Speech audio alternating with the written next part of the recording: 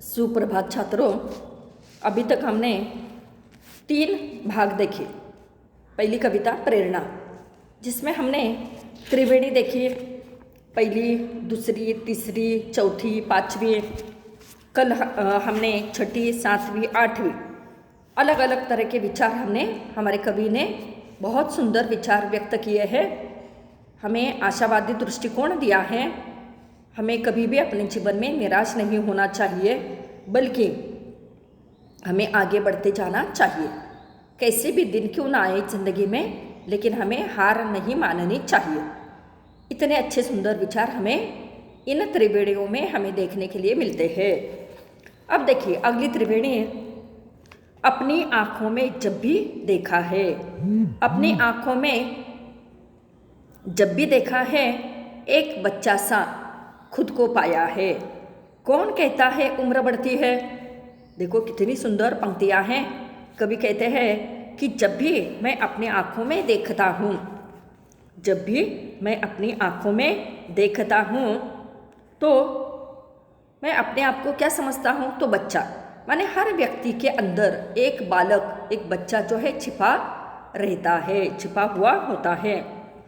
अब ये बच्चे का अर्थ क्या है, आत्मविश्वास। देखो कवि कहते हैं कि हमारे अंदर, हम कितने भी बूढ़े क्यों ना हो जाए, लेकिन हमारे अंदर क्या है, आत्मविश्वास जो है होना चाहिए। इसे कभी भी हमें खोना नहीं चाहिए। कौन कहता है कि उम्र बढ़ती है। कवि कहते हैं कि कौन कहता है उम्र बढ़ती है। माने हमें ऐसे अपने मन में सोचना चाहिए कि हमारे अंदर का बच्चा जो है, उसे जो है खोना नहीं चाहिए। जैसे छोटे बच्चे होते हैं, अनेक प्रकार की शरारतें करते हैं,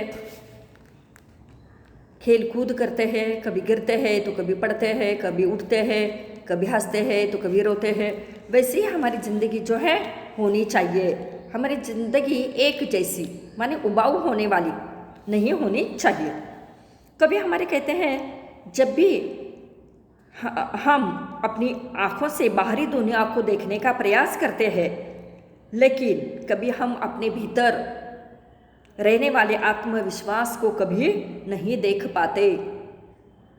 हमें हमेशा अपने भीतर देखते रहना चाहिए, क्योंकि आत्मविश्वास हमारे भीतर ही रहता है, कहीं बाहर रहता नहीं। हमें अपने जीवन में आत्मविश्वासी होना चाहिए, कभी किसी से डरना नहीं चाहिए।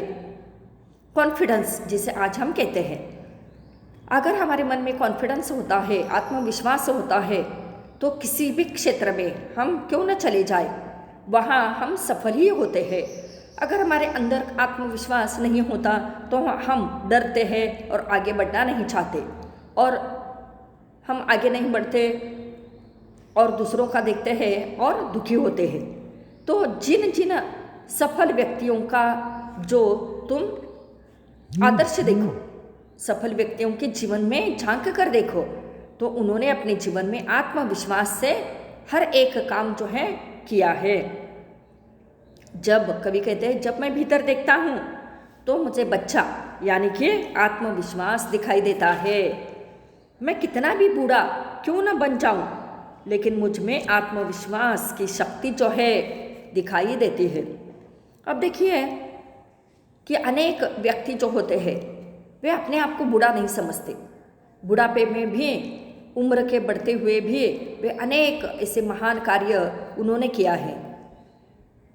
डॉक्टर रविंद्रनाथ जो है टैगोर, गुरुदेव रविंद्रनाथ टैगोर, आपने देखा होगा, तुमने थोड़ा बहुत इसके बारे में पढ़ा होगा, लेकिन उन्होंने अपने जीवन में 70 साल की आयु में चित्रकला सीखी, और बाद में उनके चित्र के प्रदर्शन जो है अनेक देशों में भी हो गए थे। इसका अर्थ है बुढ़ापे में भी इंसान कुछ करके दिखाना चाहता है। ऐसे कौन से इंसान होते हैं बुढ़ापे में कुछ करके दिखाना चाहने वाले, तो जिनमें आत्मविश्वास की कमी नहीं होती। आत्मविश्वास होता है, ऐसे व्यक्ति अपने जीवन में किसी भी उम्र में सफल होते हैं। तो इतना ध्यान हमें हमेशा रखना चाहिए। आगे हमारे कवि क्या कहते हैं, देखिए कि आंसू और खुशियाँ, आंसू खुशियाँ एक ही शय है, नाम अलग है इनके। पेड़ में जैसे बीज छुपा है, बीज में पेड़ है जैसे। एक में जिसने दूजा देखा, वही है सच्चा ज्ञानी। कितनी सुंदर बात है, देखो छात्रों, विद्यार्थियों। आंसू और खुशियाँ, हमारी ज़िंदगी में आंसू आते हैं। आंसू भी दो तरह के होते हैं, खुशी के आंसू होते हैं और गम के भी आंसू होते, दुख के आंसू होते हैं। लेकिन एक ही शय, शय का अर्थ है वस्तु, उसके दो नाम हैं, माने आंसुओं के दो नाम कौन कौन से हैं? तो गम और खुशियाँ, दोनों में भी अपने आँखों में आंसू आते हैं। देखिए छात्रों, जैसे दुख होता है, परीक्षा में कम मार्क मिलते हैं तो हमें रोना आता है, आंसू आते हैं आँखों में। कभी हमें बहुत अच्छे मार्क मिलते हैं तो हमारे आँखों में आंसू आते हैं। ये आंसू कैसे हैं? आनंदाश्रु इसे हम कहते हैं, खुशी के आंसू हम उसे कहते हैं। लेकिन उनके नाम क्या हैं? अलग है, लेकिन वस्तु तो, चीज़ तो एक ही है ना। तो देखो, हमारी ज़िंदगी में कभी खुशी कभी गम होता है, कभी खुशी के दिन आते हैं तो कभी गम के, दुख के दिन आते हैं। पेड़ में जैसे बीज छुपा है, बीज में पेड़ है जैसे। देखो, जैसे बीज और पेड़ एक ही होता है। हमें कवि ने क्या कहा है कि पेड़ में बीज छुपा होता है और बीज से ही पेड़ का निर्माण होता है। इसीलिए बीज और पेड़ अलग नहीं होते, दोनों एक ही है। कितनी अच्छी बात कवि ने यहाँ पर बताई। देखो, एक में जिसने दूजा देखा, दूजा माने दूसरा, एक में जिसने दूजा देखा वही है सच्चा ज्ञानी। तो हमें करना क्या है? हमें खुशी और गम दोनों को भी समान रूप से देखना चाहिए। खुशी और गम को क्या करना चाहिए? हमें समान रूप से देखना चाहिए। क्योंकि देखिए छात्रों, हमारे दिन भी एक जैसे नहीं होते। कभी हमारे जीवन में खुशियाँ आती है, खुशियाँ चली जाती है, थोड़े दिनों के बाद दुख के दिन आते हैं, दुख के दिन भी चले जाते हैं, थोड़े दिनों के बाद फिर खुशियों के दिन आते हैं। लेकिन हमें दोनों को एक ही दृष्टि से देखना चाहिए। और जो लोग इसी तरह से देखते हैं वे क्या होते हैं? सच्चे ज्ञानी होते हैं। अब कभी कभी होता क्या है, उदाहरण देखिए कि हम दुख को गले लगाते हैं ज़्यादा। जो व्यक्ति ज़्यादा दुख को गले लगाता है ना, वो क्या होता है? निराश, उदास, हताश होता है। इतना हताश होता है ना कि कभी कभी उसके मन में गलत विचार आते हैं, क्योंकि ये भी दिन जाने वाले हैं। ऐसे सोचने के बाद व्यक्ति उदास, निराश नहीं होता। लेकिन कभी हमने देखा है हमारे समाज में ऐसे लोग हैं कि गम को, दुख को गले लगाते हैं और अंत में वे क्या करते हैं मालूम है? खुदकुशी करते हैं। खुदकुशी का अर्थ क्या है? आत्महत्या, खुद की आत्महत्या। कभी कभी तो हमने देखा, अभी अभी कोरोना काल में देखिए, रोज़ हम अखबार पढ़ते हैं, टीवी के जो दूरदर्शन के चैनल्स अनेक है, उसमें हम समाचार देखते हैं तो अनेक लोगों ने क्या किए?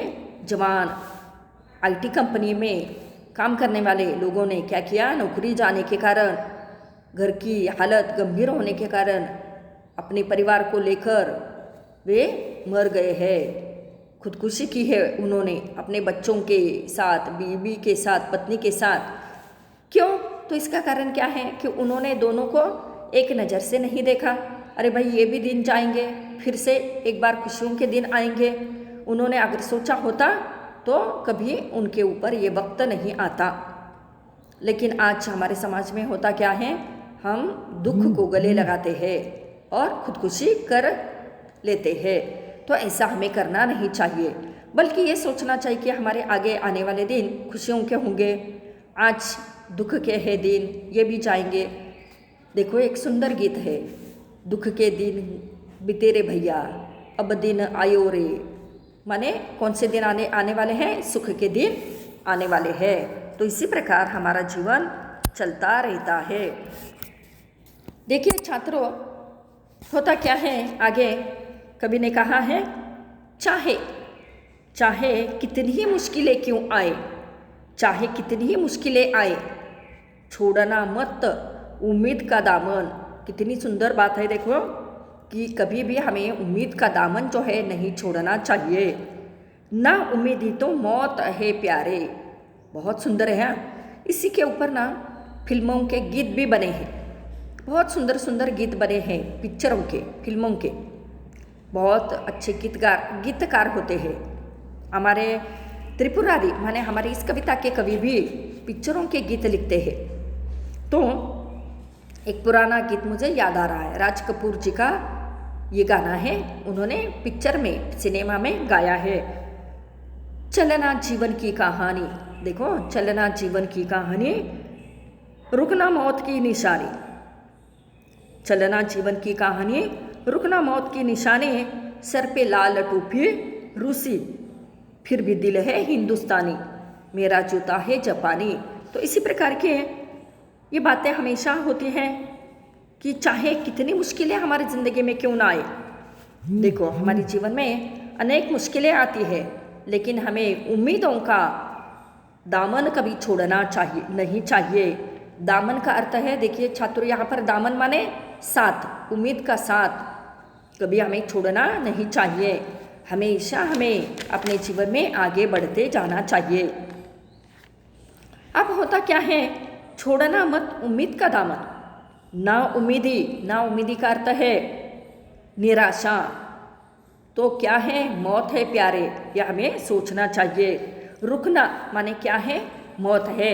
हमें अपने जीवन में आगे आगे बढ़ना चाहिए। क्यों आगे बढ़ना चाहिए, तो हमें अपने जीवन में अनेक चुनौतियों का सामना करना है। उस चुनौतियों को देखकर हमें डरना नहीं चाहिए, डर कर पीछे हटना नहीं चाहिए। चुनौतियों को हमें अपने जीवन में आने वाले अवसर मानना चाहिए। अरे भाई, एक चुनौती आई है हमारे जीवन में, तो ऐसी अनेक चुनौतियाँ आए, लेकिन हम डरेंगे नहीं, बल्कि उसका डटकर सामना करेंगे, ऐसा हमें अपने मन में कहना चाहिए। और कभी कहते हैं, उम्मीद का दामन हमें कभी नहीं छोड़ना चाहिए। उम्मीद माने आशा। कौन सी आशा होती है, देखो छात्रों, तुम अभी छोटे हो, अभी 11वीं में पढ़ाई कर रहे हो, लेकिन तुमने भी सपना देखा है अपने जीवन में कि हम आगे बढ़ेंगे, पढ़ाई करेंगे, बहुत मेहनत करेंगे, 4 पैसे कमाएंगे। आज तुम्हारे पास अच्छा मोबाइल नहीं है तो अच्छा मोबाइल खरीदोगे, अच्छी नौकरी हासिल करोगे, अपना भविष्य सुधारोगे। तुम्हारे पास अभी घर नहीं है, समझो 2 कमरे का है तो 3 कमरे का लोगे, 3 है तो 4 कमरे का लोगे, अच्छी गाड़ी लोगे, अच्छा घर बनाओगे। तो ये सारे क्या होते हैं, सपने माने आशावाद। और ये आशावाद लेकर ही तो हम आगे बढ़ते हैं ना। तो हमें कभी भी उम्मीद का दामन जो है नहीं छोड़ना चाहिए। और अगर जो व्यक्ति उम्मीद का दामन छोड़ेगा तो क्या होगा मालूम है, मौत, तुम्हारी मौत हो जाएगी। इसलिए हमें अपनी ज़िंदगी में कभी निराश नहीं होना चाहिए। उम्मीदों के साथ जीवन में आगे हमें बढ़ते रहना चाहिए। तो इसी तरह से उम्मीद का दामन नहीं छोड़ना चाहिए। अरे भैया, हमारे जीवन में चुनौतियाँ आती रहती है, संघर्ष आते रहते हैं, लेकिन हमें इससे डरना नहीं चाहिए, बल्कि उसका सामना करना चाहिए और हार नहीं माननी चाहिए। तो इतनी सुंदर कविता जो है 11वीं कक्षा में ही तुम्हें पढ़ाई करने के लिए मिली है, पढ़ने के लिए मिली है। इस कविता को अपने जीवन में कभी मत भूलो कि कभी तुम आगे बढ़ गए, बहुत अच्छा तुम्हारा भविष्य हो गया, तो उस समय तुम्हें सोचना चाहिए कि हमें कक्षा 11वीं में बहुत सुंदर कविता थी, जिसके कवि थे त्रिपुरारी। उन्होंने हमें बहुत अच्छा संदेश अपनी कविता में दिया था और इसका पालन, इसे हमने आत्मसात किया, इसलिए हमारा भविष्य जो है सुधर गया। तो ऐसे ही हमें उम्मीदों का जो है साथ कभी नहीं छोड़ना चाहिए। अभी अपना ही उदाहरण देखो ना, ये कोरोना जो है 5-6 महीने हम इसी माहौल में, डर के माहौल में रह रहे हैं, लेकिन ये भी दिन जाएंगे ना एक दिन ये कोरोना हमारे इस देश से दूर चला जाएगा और हम फिर से एक बार बहुत अच्छी तरह से अपना जीवन जो है बिताएंगे और अच्छी तरह से हम कॉलेज आ सकेंगे और आगे की पढ़ाई हम करेंगे। तो इसी प्रकार हमने त्रिवेणी ये कविता हमने देखी। अब इसमें बहुत अच्छे संदेश तुम्हें मिले। इस कविता पर ना तुम्हें काव्य सौंदर्य स्पष्ट कीजिए, इसी प्रकार का भी प्रश्न आ सकता है। उसके बाद आपको अभी तो हमारी ये जो परीक्षा चल रही है उसमें हम एक एक मार्क के लिए प्रश्न पूछेंगे। इसमें आपको ये पूछा जाएगा प्रेरणा कविता के कवि का नाम क्या है। वहाँ पर तुम्हें पर्याय दिए जाएंगे, 3-4 पर्याय दिए जाएंगे, उसमें से एक पर्याय जो है सही होगा। तुम्हें एक प्रश्न ऐसे भी आ सकता है कि त्रिवेणी में कितने छंद होते हैं, तो तुम्हें यहाँ लिखने चाहिए त्रिवेणी में कितने छंद है, 3 छंद है। 3 छंद की जो कविता होती है उसे क्या कहते हैं, त्रिवेणी कहते हैं। तो इसी प्रकार के प्रश्न तुम्हें आ सकते हैं। माँ की ममता क्या होती है, कैसी होती है, माँ कैसे रोती है, तो बेवजह इसका उत्तर तुम्हें लिखना चाहिए। पिता का जो स्वभाव होता है बाहर से सख्त लेकिन अंदर से कैसे कोमल, तो ऐसे ही तुम्हें आने वाली जो सराव परीक्षा है उसमें प्रश्न दिए जाएंगे। फिर से एक बार मैं तुम्हें कहती हूँ कि तुम किताब खरीदो जल्दी से, नहीं है तो PDF देखो और एक नोटबुक होगी तुम्हारे पास, तो उसमें कठिन शब्दों के अर्थ तुम जैसे जैसे मैं बताती हूँ वैसे वैसे लिखो। इसके बाद अब पहली कविता तो ख़त्म हो गई तुम्हारी। अब इसके बाद मैं स्वाध्याय जो है तुम्हें PDF के माध्यम से भेजने वाली हूँ। तो अगला जो हमारा ये नोट्स होंगे तो मैं स्वाध्याय के रूप में आपको कृति पत्रिका भेज दूँगी, उसके उत्तर होंगे जो तुम्हें अपनी नोटबुक में लिखने हैं। धन्यवाद।